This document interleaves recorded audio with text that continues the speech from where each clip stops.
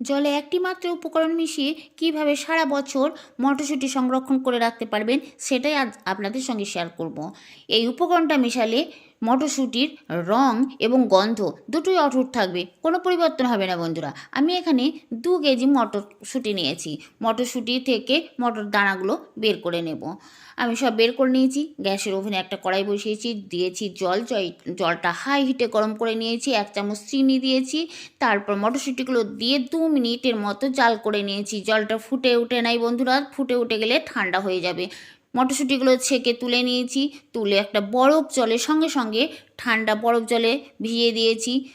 5 minute ভিজানোর পর বরফ জল থেকে তুলে নিয়েছি। একটা সুতোর কাপড়ের উপর মেলে মটরশুঁটির গায়ে জলগুলো একদম শুকিয়ে গেছে, এই দেখুন।